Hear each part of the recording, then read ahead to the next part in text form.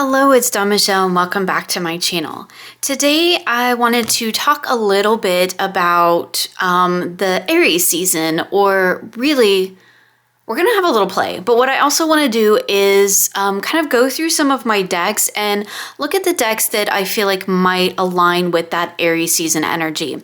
So long story short, I'm doing the Decan Walk with my friend Marlena Teresa and a bunch of friends, and it's been loads of fun just really diving into this new experience. Now, I am pretty my knowledge of astrology is very limited.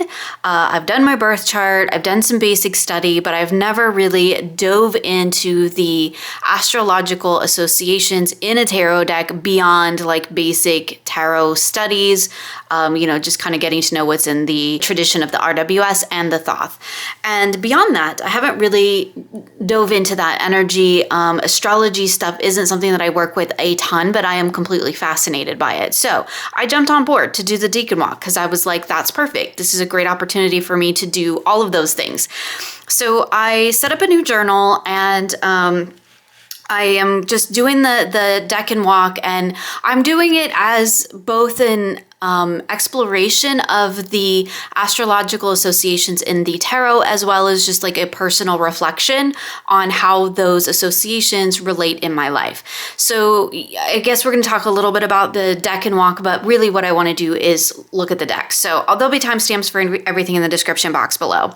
So we're going to start with, let's just jump in here. We're going to start with Aries. So this is my little collage page, so to speak, that I made for Aries season in my Decan journal, and I copied out of the guidebook for the Stars Divine. Now, I'll show that deck probably when I do my practice wrap up at the end of the month or beginning of next month, just to kind of give you a look at the decks that I'm using in this study. But what I really want to focus on is Aries decks today. So I did do a little bit of a write-up on what came out of that guidebook. Aries begins the zodiac. It's the warrior and the survivor. The fire of this sign expresses itself through courage, vitality, and excitement. Independence and identity are important to this active and daring sign. So that's kind of the prerequisite I used for looking at my decks. So let's go ahead and jump in. We're going to start with the indie decks just because I feel like most of those align most closely to the Aries energy that I've been looking at sort of cultivating in my life, or really just has been happening as we're in this Aries season. And then we'll move on to the mass market decks, and I will again have timestamps for you in the description box below in case you want to jump around. So the deck that I have been using all throughout the month of March for the first decan of the zodiac wheel, the zodiacal wheel, that came out weird, is the Telezma Tarot. Now this again is an indie deck, and I do have my cards right on top. This deck has been really fantastic for working with that Aries energy. The Two of Wands is the main card, or the minor arcana card for the main decan. It is also related to the Tower and of course the Emperor. The Emperor, I believe, is at home in the first decan, which is Mars and Aries. Again, I'm fairly new to all of this, so we're just gonna kind of go along and play with it together. So I was using this deck, and that's great. My initial plan was to work with decks that felt like they resonated with the seasonal energy. And so this was the first one that I grabbed. I do have an Oracle deck that I'm working with alongside of it, but we'll be looking at that in my practice video. For right now, I just really want to focus on the tarot deck. So I'm not going to be showing any Oracle here. It's just going to be all tarot. This deck to me feels like Aries energy because it feels like that take charge, Emperor kind of, I am in charge of my domain and I am perfectly content and happy with that. There is a lot of fire energy in this deck. Clearly it's a collage deck, and I do feel that I tend to lean toward collage decks for this type of an energy. I just feel like something about the collage itself has a little bit of that Aries energy. It has a little bit of the Tower energy, to be perfectly honest. And I do kind of now, after the first Decan, kind of associate that with it, because there's so much going on in a collage deck, and sometimes it can feel a little bit chaotic and a little bit overwhelming, but like there's also so much to dive into with a collage deck like this. This deck does feel very, very Emperor, very Tower, and it is also kind of a take charge and like do the thing, do the work kind of a deck. So it worked really well for this first Decan, and I really have been enjoying working with it. I'm really at this point undecided of whether, like, I kind of want to keep working with it all throughout Aries season, but one of the reasons that I wanted to do this video was just to kind of have a little play and look at the rest of my decks that feel like they do align with that energy, and see if there's something else that I might want to tap into as we move into the second Decan. So the next deck that does really feel quite a bit like Aries energy to me is the Serpentfire Tarot. And I love this deck because it's very much steeped in the energy of the divine feminine. And I think it shows really well how you can have masculine and feminine energy existing in the same space, like the masculine within the feminine. I'm probably not explaining that properly, but this deck does feel very much like it's the feminine side of the Emperor, and I love that. I love this deck for that. I love the way it reads. Again, it is a collage deck. Now this is more of a sort of digital art type of a deck where the collaging isn't quite so haphazard, or that's really not the right word. It's not as chaotic, and I mean that in a good way, as we saw in the Telezma. This is a little bit more pulled together to make one cohesive image, whereas some of the other collage decks that I have feel very much like, you know, plucking things here and there to create the overall image out of all the individual elements, where this is like all the individual elements coming together to make the image. If that makes any sense, which it probably doesn't. But you know, I'm trying to roll with a little bit more of these freeform, just here's what's going on kind of videos. So this is what we're doing. I have worked with this deck all throughout March, so we'll be seeing it again when I talk about it in my monthly wrap-up. But again, it does feel very much like the feminine side of Aries energy, which I really appreciate, and I love having that balance, whereas the Telezma does feel very much in the masculine Emperor type of energy for me. This feels like its counterpart. And truth be told, I haven't ever worked with them together. I think that might be a little bit overwhelming, but I could see doing that with maybe one card from each deck and maybe a oracle in the center to kind of balance that energy out. I think that would be really cool. Yes, this totally feels like Aries, but it feels like the feminine side of the Aries energy, which I really love. Here's the beautiful backs. And again, it's also a deck I've been working with quite a bit this month. So another deck that I think is kind of like the quintessential Decan Walk deck is the Tabula Mundi. And funny enough, I'm not currently using this deck for the Decan Walk because I'm kind of approaching it more in a casual, playful sense, and that is a lot to do with because of all the other stuff I have going on and projects that I'm working on. Here's the beautiful backs, which have the holographic on it. This deck to me, even though it like represents zodiacs, all the planets, all the decans, right? It goes through the whole process and everything is represented here and created within or collected within this deck. I do feel like overall it has Aries energy, because I feel like overall it is a deck very much of like stepping into one's power. Aries is the first Decan. It's also the first house, right? Like, again, I'm still finding my way through all of this. So if I misspeak, if I've misspoke, if I could get my words out today, you know, please forgive me. I am still learning, and this is all just a big mismatch in my brain at the moment because I've been just steeped in this work for the last couple of weeks. So anyway, it's the start, right? The Aries energy is the start. It's the fire that ignites the new project. And I feel like this does that really well. It's like, it's a deck that could take you into a deep dive of the tarot. Like if you were going to start and go really deep, this would be a great deck to do that with because it's so layered. And I do feel like it has a lot of that sort of Emperor Towery kind of energy. Like it's not afraid to shake things up, to get outside the norm, but it also has very much that take charge. I know what I'm about, I know who I am, and I'm comfortable in that. And I think this deck represents that really, really well. And again, this is just my own personal reflections on how I have seen and experienced that energy so far throughout this first bit of Aries season. So it'll be interesting to see how things change and align for me as we go along. So another indie deck that I feel like does have quite a bit of Aries energy in it is the Förhäxa Tarot. And this was a little bit of a surprise because when I was looking through my decks, this one kind of jumped out at me as like, hey, I'm really fiery. And so where again, I feel like it has more of that the feminine in the masculine energy, because I do feel like it's a very feminine presenting deck most of the time. It has a very masculine energy within that, and it's very fiery, and it does feel very emperory. Emperory? That's not a word. It feels like it aligns with the Emperor energy. It also feels like, again, it aligns with the Tower energy because this deck doesn't hesitate to flip things on its ear.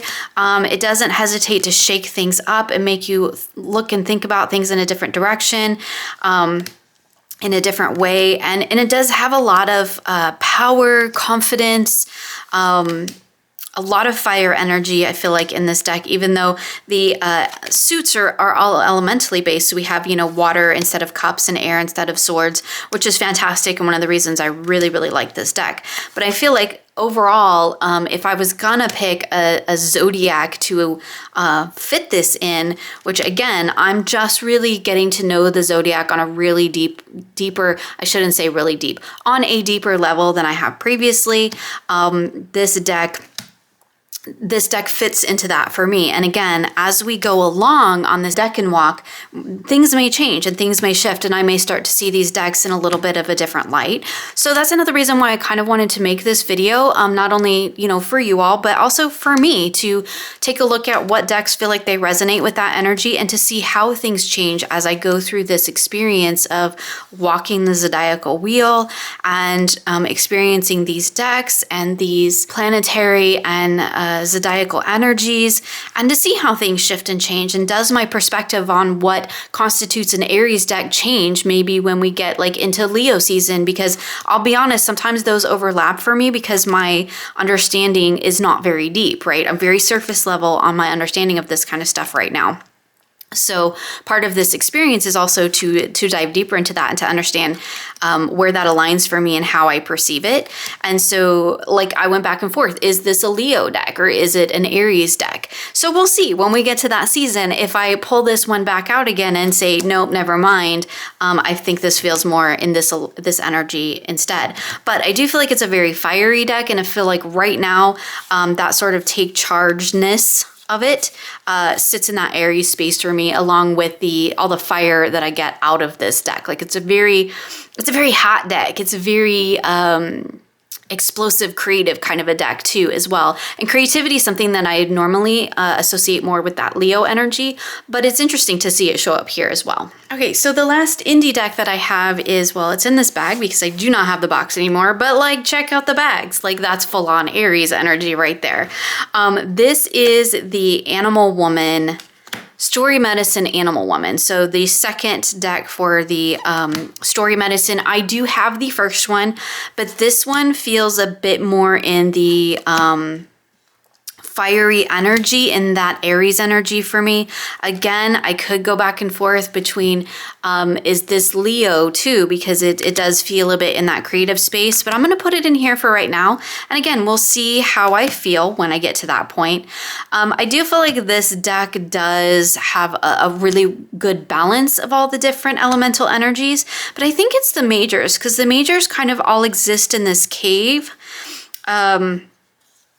And of course, have I gone past all the majors now that I've said that? Anyway, they all exist in this sort of cave space, which is very red, and it does feel like it has a lot of that fiery energy.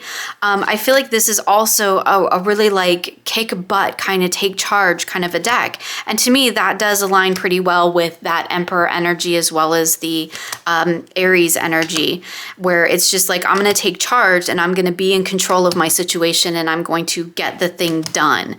And like nobody's going to get in my way. And I think this deck works really, really well for that. I really do enjoy working with this deck, and in fact, I'm using this in another practice. See, here's another one. So the Star, again, in that cave, I can see another one, the Chariot. Love this. Like this to me is really that energy aligned.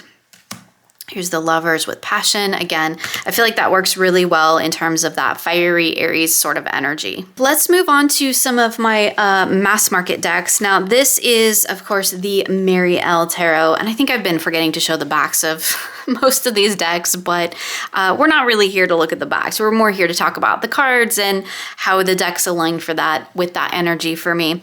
The Mary L, again, feels very much like it sits in that powerful Emperor Tower kind of energy. So for me, it aligns really well with the first decan. Again, things will probably shift because we've only been in the first decan, which is Mars in Aries. And then when we move into the second here shortly, it's going to be Sun in Aries. So Sun has a little bit of a different energy than Mars, right? This is the first edition of the Mary L. So it has some different cards in it. This deck is still available, though it is still mass market in the second edition, which has a few different cards and a little bit different configuration in the design of it. But this deck definitely feels like it sits in that very fiery, very Emperor energy of take charge, make no apologies for taking up space in the world, which I think is fantastic. I think that's a good positive side, or can be, of that Emperor energy, as in, I know who I am and I know what I'm here to do, and I'm gonna do the work, right? There's always shadow and light sides to all of these energies, so I think we can definitely see those represented within these decks too, because they do balance that light and shadow really well. And I think that's something that also appeals to me in the Aries energy, is when I get a deck that can tap into that sort of more, let's say, shadowy aspect of the Emperor and Tower energy, but also still show that productive, positive change and kind of taking charge in a good and positive way side of things. And a lot of these decks I think that I've pulled out do that pretty well. This deck in particular, I think this deck is really well balanced, and it's a fantastic reader. But again, it definitely feels like it has that Tower Emperor energy, and it does feel very fiery. This is often a deck that I use for spiritual work, for a really deep personal growth, very transformative. And that's, I think, another word that I would use to associate with that Aries energy, is it's kind of like, it's the beginning, but it's also really transformative, because it's like, it's the beginning encouraging you to look at things through a different lens. So it's beginning that transformation of working your way or walking your way through the zodiacal wheel, which I think is really cool. And again, just my experience of doing this Decan Walk so far, as we are still in the first decan. So it'll be fun to see how things change. So another little deck that, the only little deck I have here is the Barbara Walker Tarot. And this for me, again, sort of like I mentioned with the Serpentfire, sits in that space of, it does feel like a very strong feminine deck, but it also has a very strong masculine side to it. This one, I always call it my salty grandma, because it is the deck that like never fails to kick my butt, and it does not sugarcoat things. So in that sense, it has that sort of Emperor energy, that unapologetic, here I am, this is what I'm doing, kind of get your crap together, lady type of an energy, right? It also has a lot of Tower energy for me, because it does not sugarcoat things, and it does not shy away from the hard stuff. So I guess in that sense, maybe these decks, and because we are only in the first decan, maybe that's how I'm seeing these, is through that particular lens. But I do feel like that Emperor Tower energy really aligns well with Aries energy overall. I know that it will move through other signs, like coming up is the Sun, which does have a different sort of energy than, say, the Tower does for sure. But again, this is just me playing and experimenting and seeing where I'm at with the decks and what I have in my collection that feels like it resonates, and to see how things change, because I think that's a good part of it too. But I really love this deck. It's the deck that I turn to whenever I really need the like hard truth. I don't need it sugar coated. I just need to know what I need to do and how to get it done. And that's what this deck does for me. And that feels very much sitting in that Emperor Tower sort of energy. Another deck that I feel like does have that Aries energy is the Tarot of Vampyres. Here's the back. I have edged my copy in red. This deck feels very masculine to me. Even though, again, we have a lot of very feminine presenting figures, that's not really the lens through which I view this deck. And again, this has just been my experience with it. So everybody's experience with these decks is going to be different, because it's all going to be based on our own little personal views, how we see the world and all that kind of stuff. But for me, this deck is very much from a more masculine energy, I guess. I feel like it really resonates with that take charge kind of fiery. Again, in the Tower, kind of like, let's just burn it all to the ground and rebuild it in the way that it needs to be rebuilt. And it's very powerful. I think that's part of the thing too. It feels very much in that Mars energy, very masculine, very powerful. There are a lot of reds, like even the color palette feels like it exists in that space for me. Love this card. It's amazing. Anyway, I really, really enjoy this deck. The guidebook is, of course, phenomenal, as everybody always says. But I do feel like it has quite a bit of Aries energy to it. It's very strong. It's very self-assured. It's very powerful. And I feel like it's kind of the take charge, let's get the thing done kind of an energy, which I do really appreciate and I think works really, really well. Okay, so I did forget one indie deck here. I mean, I could edit that and slip it in, but I'm not gonna, so we're just gonna roll with it. This is the Tarot de St. Croix. This is the second edition, which is borderless. I love this deck. And this deck for me sits in a lot of different spaces. So I was really trying to figure out, like, is it an Aries deck? But I feel like in a sense it is. It's like maybe more Sun and Aries type of an energy. Just because I feel like I love this card. It's one of my favorite Knight of Wands ever. I do feel like it has a lot of like that unapologetic. Devil card's a great example of this is what I am and this is what I'm here to do. It's very much a personal power deck for me too, and I think that's kind of an energy that I associate a little bit with that Aries. Again, maybe more Sun. Love this Sun card too.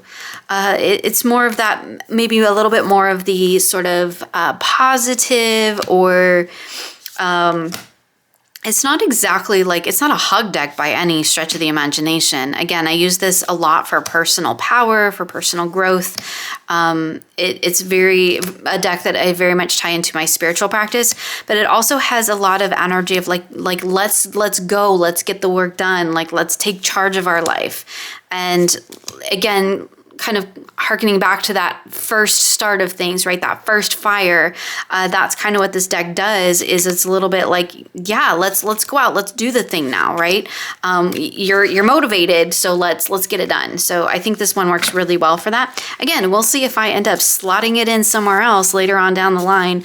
But for me, this deck definitely sits in that sort of first flickers of fire and passion and energy in that I kind of associate now with that Aries energy. All right, so I think this is the last deck that I have to share with you today, and this is the Dungeons and Dragons. I giggle every time I get this deck out because I love it, and it's just like, it's a fandom deck, but I love this deck.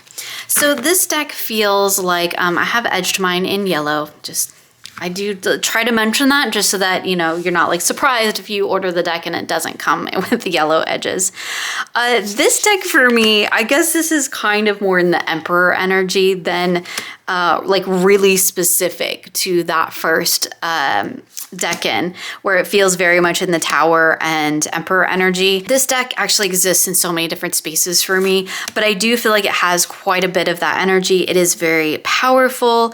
It does have a very masculine feel. D&D on the whole kind of does, and like we're working on balancing that out a little bit. But it also has a bit of that Tower energy, whereas this deck really, it's not afraid to shake things up. Some of the things that have been done in the deck itself are different, which I really do like and appreciate. I really do like the way this deck reads. It does encourage me to look at things from a different perspective. It also encourages me to kind of get outside my preconceived ideas and notions about certain cards or certain types of readings. And it works really well in that sense. So it kind of has that take charge, like let's go out and quest. Let's slay the dragon. Let's get the thing done. Let's get the treasure, right? All about the loots. And this deck just does that really well. So it does have a bit of that Aries energy for me. It's a lot of the Emperor, a lot of the Tower as well. And again, just like I've said 400 times in this video already, like that's the Decan we were just in. So that's probably why it's decks like this are first and foremost on my mind. So I'll be curious to see how things change, how it evolves. That's what the word I'm looking for. How my experience with the Decan Walk, let's end on the devil because that's just perfect. How this experience of the Decan Walk is going to change for me over the course of the next 12 months, really. So there we go, just a quick little look at some of the decks that I am currently working with during Aries season, as well as decks that I feel that maybe resonate with that energy. Again, this is very much a work in progress. This is something I'm exploring, and I'm just going to be, I guess, taking you along for the journey here and there along the way. It wasn't something I really intended to do. I wasn't going to make Decan videos or any sort of zodiacal kind of energy videos, but it was fun, and I really feel like this is a great way for me to not only be able to share with you my experiences and some of the things that I'm doing and working on, as well as just kind of explore what that energy means to me and how I might relate that to certain decks or practices that I am working with and in. So anyway, I would love to know if you are doing a Decan Walk, how it's going for you. If you would like to know more about the Decan Walk, I'm going to leave a link to my friend Marlena Teresa. She has a video explaining the process that I think is really fantastic. So I'll leave that linked for you below so you can join us. I also do just want to like throw it out there. You do not have to like wait for a certain time to start the Decan Walk. You can jump in at any time. You can jump in whenever you see this video or her video or see it in the Facebook group, because we're also doing it in there as well. So whenever you come across it, if you want to jump in and this sounds like something that's fun and exciting, definitely encourage you to just, you know, jump in where you are. I think that that's totally fine. Anyway, okay, so that's it for me today. I hope you enjoyed this video. As always, you'll find links for everything I've shown here in the description box below. Thank you so much for hanging out with me today, and I look forward to sharing with you again soon.